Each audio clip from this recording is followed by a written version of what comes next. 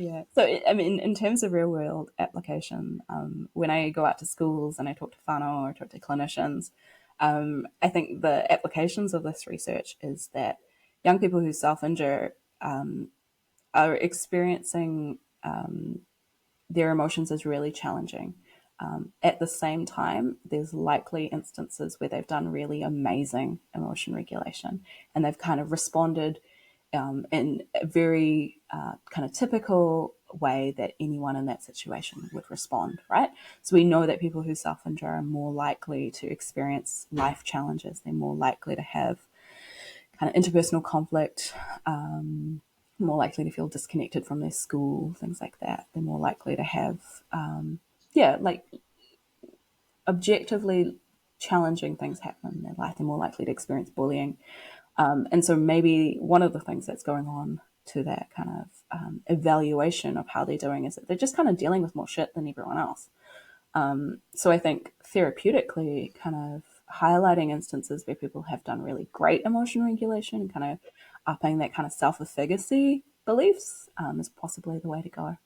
And also, I find it when I talk to particularly family of young people who self-injure, this kind of idea that NSSI is functional and it's helping people manage big feelings is actually a really great way to kind of bust some of that stigma or that kind of and explain why people might be engaging this behavior that often, older generations have never heard of before, although it was definitely happening, and kind of develop some of that kind of empathy and understanding. Yeah.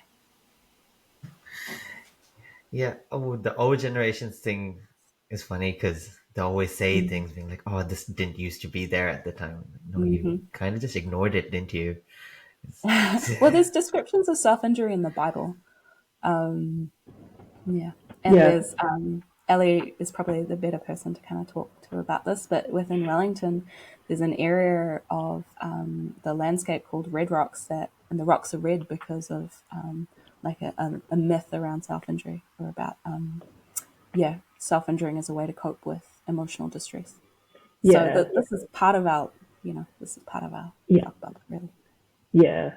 So for Māori, there was and probably still is a practice called kiri hai hai, which literally translates to lacerate the skin. And that was done under like extreme distress at the loss of like a loved one or something. But it wasn't necessarily encouraged, but it also wasn't looked down upon because the scars were seen as like a reminder of that person and who they were, and it was just an extreme expression of grief and emotion at the loss of that person. And there's artwork that depicts it. You see it talked about in like waiata or motiatia, pūrākau, so stories. And like self-harm's I don't want to say normal, but it comes up in a lot of, It's been with us for a long time. yeah, This is not just it's not a just young people contained. these days kind of Yeah. thing.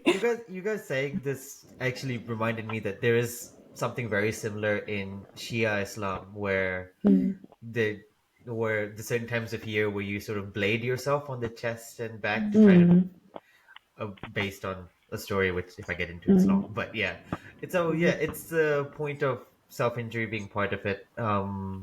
Similar, I've seen similar sort of practices in Hinduism as well, but not my And religion, it's so I can't claim interesting. further. But I've seen, like that. No, I can see Yeah. the sort of practice. Maybe I'll get Pharaoh back on and she can explain. But Yeah. yeah, uh, And it's interesting. We were talking right at the top of the episode around definitions, but again, there's a big conversation about how these kind of culturally embedded practices, if they count as self-injury or not, and what we can learn from these kind of cultural practices and what we can bring from particularly some of the biological kind of knowledge of self-injury, how we can marry those together to better understand what's happening.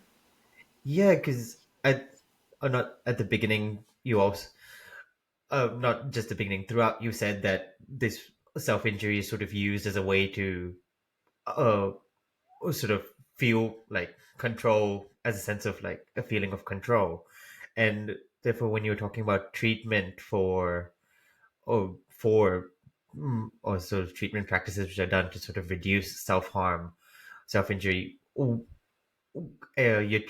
I feel Ellie could probably answer this better as someone who works, who does clinical work.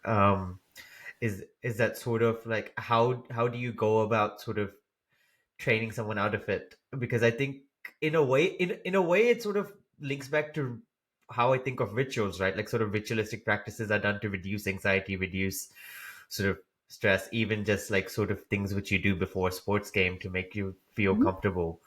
It's There's some really interesting work done by Dr. Sophie Hayward where she interviewed people who self-injure, and one of her participants said that they would start every day by self-injuring kind of preemptively as a way to kind of make it through the day. And that reminds me again of what you were saying around rituals and kind of, yeah, getting yourself prepared to go through like a big challenge. But Ellie works with people therapeutically, so I'll leave her to answer this question. Not yet. I haven't yet, but next year probably. I guess it's kind of, I think it's a bit mixed at the moment in how, like, what is the gold standard of working with young people who self-injure, and because there's the whole like, oh, rubber band and around your wrist and snap it, but that is just another form of self-harm, really.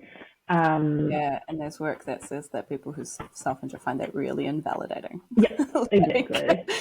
So exactly. yeah. Or like, I've heard of, I don't know if this is like TikTok knowledge or not, but I'm pretty sure I've seen people who have been told to like, oh, put your hand in an ice bath or like things like that. And again, I can imagine that that's really invalidating for people. And also, like, if water's really, really cold, probably still a form of self-harm of Yeah, some if you leave your kind. hand for long enough, Yeah. you will get So tissue damage. you can't just replace one form of self-harm with another. That's not gonna work. So I think, yeah, a lot of what we focus on is the emotion dysregulation side, and teaching strategies around emotion regulation. And I had something that's gone. It's left my head.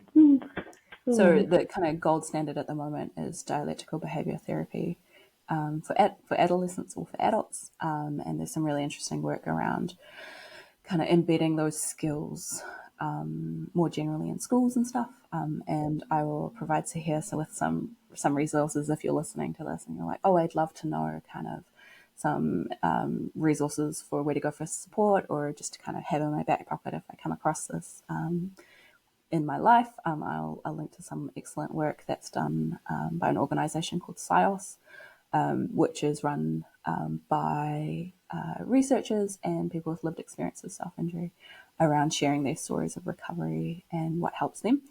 I would say possibly controversially, but we know that self-injury is functional and is helping people. And for some people, self-injury is a way that they can work through intense feelings of suicidal ideation.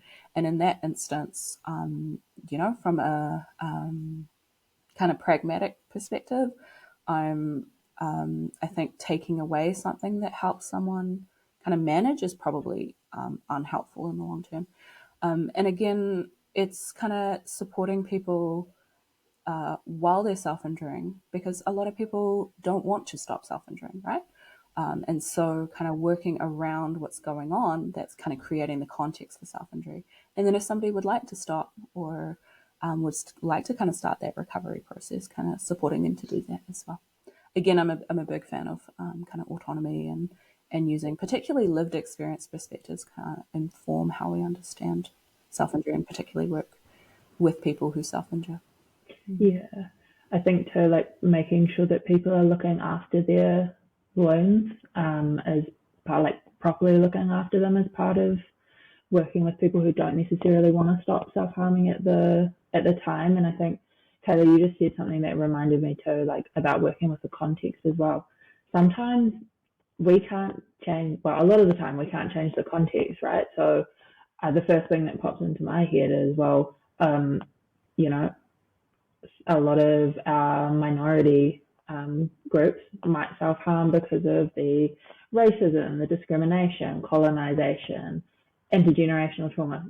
You're one person. How are you supposed to fix that? Like, you can't fix these things that Well, are Ellie, you institutionalized. change your voting patterns I and mean, you yeah, become an that, activist, right? I feel like a lot of people who work in mental health are also activists. But yeah, I mean, absolutely.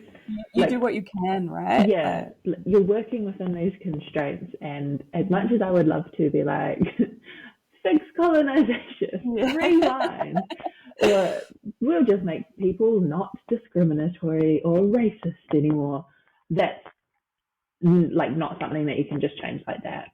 It is something that takes time, and so yeah, you have to work with the person with where they're at, and also with where society is at, and working around developing coping strategies for when they encounter racism, discrimination, those kinds of things that provide them with an alternative coping strategy to self harm. Yeah. And I mean, DBT, one of the core goals is to build a life worth living, right? So it's that really holistic, big picture. Yeah.